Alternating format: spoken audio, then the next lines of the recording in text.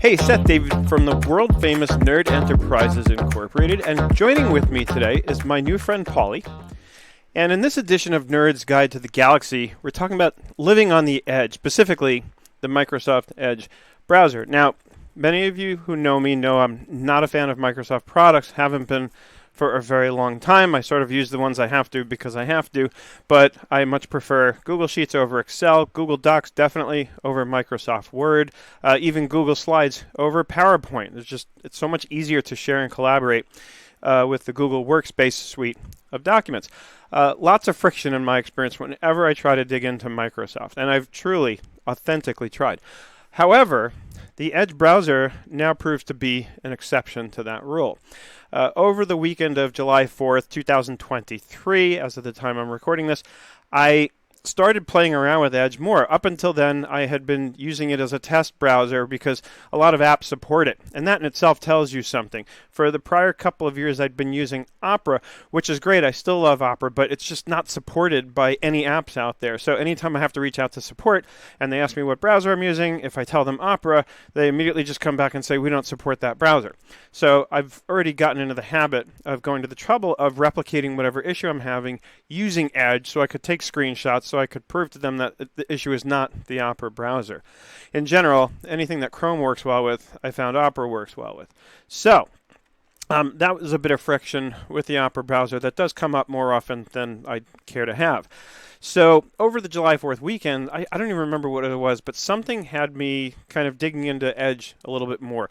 I'd been playing with it here and there. A little while back, I recorded a video on the fact that the internet browser in general is long overdue for a serious overhaul. And Edge may be, it may be fair to say that Edge has accomplished at least a good chunk of that overhaul.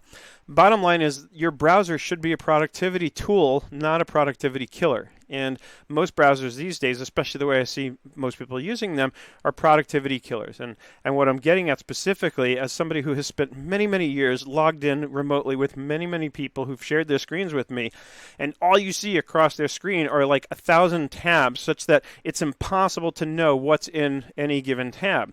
And I have sat there sort of excruciatingly watching, people who I'm logged in with try and click browse tab by tab to figure out where was that tab that has the document that I want to actually share right now.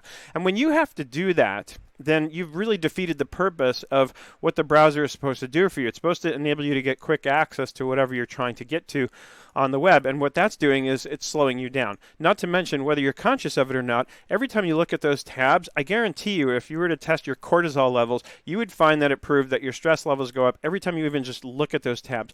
Why?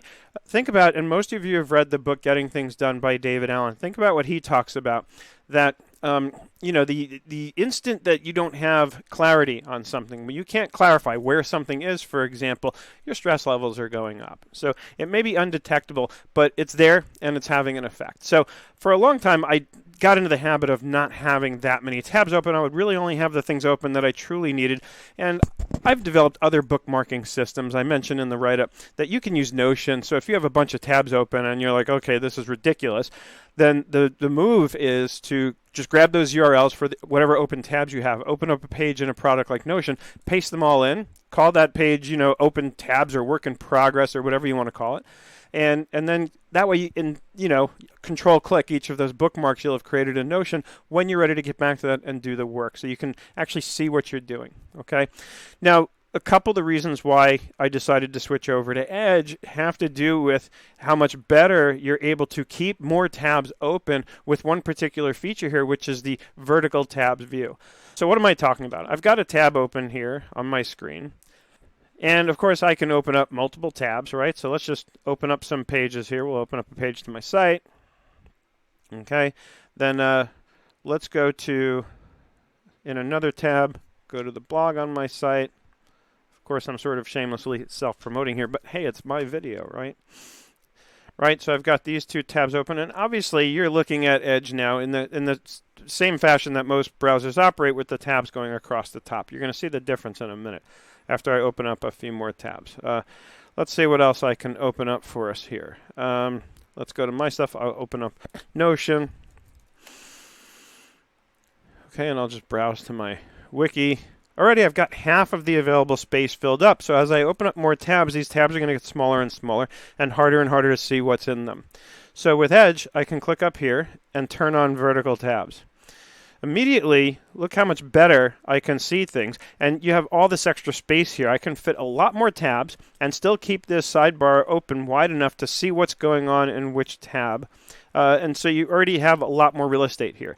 And then if I want to focus, I collapse it, right? I can hover my mouse over without having to pin it and just easily go back and forth between the two. Also, Alt-Tab will actually toggle between the open tabs just as it normally toggles between other open applications. So Alt-Tab is another quick way to quickly move around between the open browser tabs. Okay, so that works really well here. And then when I want to kind of focus on browsing or what I'm working on that way, then I can pin it to have better access to it. So already here, this is a huge improvement. I haven't checked Chrome in a while, but I don't think Chrome does this. Now here's the next part. I can now right-click, add tab to group, new group, and I'll just call this WIP for work in process, right? And I can drag these tabs in very easily, okay? And these browser tab groups will get saved when I close Edge. One important caveat, if you have multiple Edge windows open like I do right now, when I went to add these to the group, you can see I have all these other groups. Those are the groups that are currently open in my other window that's not on the screen that I'm sharing with you. So you have to be careful. Whichever one is the last window that you close in Edge is the one whose tab groups are going to be saved. So I've sort of kicked myself a couple of times because I closed my sort of main Edge window before I closed something where I had like one tab open. Just because sometimes I'm splitting things up on two different sides of my screen. One has all the main stuff that's what I'm working on, and the other one I just have one little website open to so I can reference something. So little pro tip there, just be careful when you're closing to make sure if you want to save those tab groups that you make sure that your main Edge window that's got all the tab groups open is the last window that you close. The good news is if you make a mistake, you can actually right-click this, and if there is a window that you've closed recently, there'll be an option here. In addition to reopen closed tab, you'll be able to reopen the whole window that you closed from here. So that did save me once when I did it, and then I realized, oh crap, I lost my tab groups, and I was able to get them back. So moving on. The tab groups also make it very easy to, you have a lot of different tabs open, but organize them. Now I'll show you what my other window looks like because it's a better example of this, right? And this, as you can see, I've got the Google Doc open that I'm writing this very article in. But look at the way I've got this organized. I've got my health-related stuff. Notice that's at the top because it's the most important, right? Then I've got my journal. I write in my journal. I mentioned I recently launched my Bulletproof Notion project, and the first thing I explain to people is you have that day's journal entry open, and you keep it open all day so I can jump in there in 2 seconds whenever I get a fleeting thought, mark it down. Again, the goal is to reduce stress, and the way that helps is by getting stuff out of my head and into a system I can trust. Again, taking pages out of David Allen's book. You can see I've got writing in progress. That's literally what I'm working on right now, this very article. I've got another one about Bulletproof Notion I've started writing for LinkedIn's purposes. And so I can just zip up whatever I want kind of out of the way and and then expand them when I need them. So it really does a good job. Again, I haven't seen anything like this in any other browser doing as good of a job of allowing me to sort of conserve space so I can have a lot of things going on without it being so overwhelming and, filling up so many tabs across the top that I can't see anymore what's going where. So the tab groups, huge thing. And then I'll mention quickly the bookmarks. So over here, of course, they call them favorites, right? When I first click on it, it opens up on the right. I do wish I had the choice to move it to the left, although as you can see, when you've got this open and this open, you have very little screen real estate left. So, of course, you'll probably close this, or, the plan is often, pin that back. The plan is often to open this quickly so I can open up, some new website, right? And then I'll close this up. You do have the option of unpinning the favorites. So that expands your screen real estate, and this opens up only for a second while I say click into my calendar. Okay. The other thing I want to mention in sort of closing, and I mentioned this in the write-up, is you might have noticed I had the bookmarks bar across the top. There's a setting in here that I have turned on where it only shows that bookmarks bar on a new tab. you can change that. You can have it always showing or never showing. I love this feature because to me, I need this here when I first open a new tab, so I don't necessarily have to bother with the bookmarks. I can typically just go into, here are the apps I use pretty much every day, so I can easily just browse to what I want. And let's say I'm going to go to Sasan because I want to upload transactions into QuickBooks Online. Once I click into, visit this website, the favorites bar goes away. I don't need it anymore. I've already arrived at my destination, so now it's out of the way. If I need it back, I can either click here, right, and dock it if I prefer, or I can just open up a new tab, which is most likely what I want to do, unless I'm truly just done with this particular site. So given that I've established this setting the way I have, if that is the case and I'm done with this site, I'll just close this and open up a new tab, right?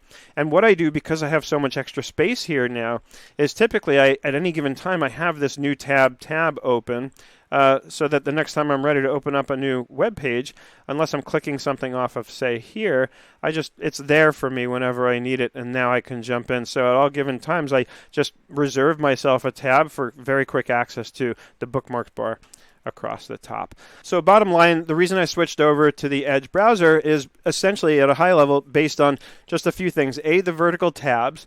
B, the tab groups and the way you can manage it, especially in the vertical tabs. And C, the bookmarking capabilities. The way the bookmarking system works in Edge, I really like. In particular, the feature where I only have to show the bookmarks bar when I open a new tab, and then after that it's gone so I can focus. So that's it, my friends. If you do have any questions or takeaways that you'd like to share, I would love to hear them. There's a link in the write-up to this post, so if you happen to be watching this on YouTube, just click the link in the description to go to the full-fledged post on my website and my blog, and you'll find a link in the write-up near the bottom that will take you to join my community if you haven't already. It's on a Discord server, and you can post questions in there, comments, takeaways, and like I said, I would love to hear from you. I'd love to get your ideas, thoughts, takeaways, feedback, especially if you found this useful and helpful. As always, I hope you did find this useful. I hope you learned something along the way. I hope you're having an absolutely fantastic day, and I look forward to seeing you in the galaxy.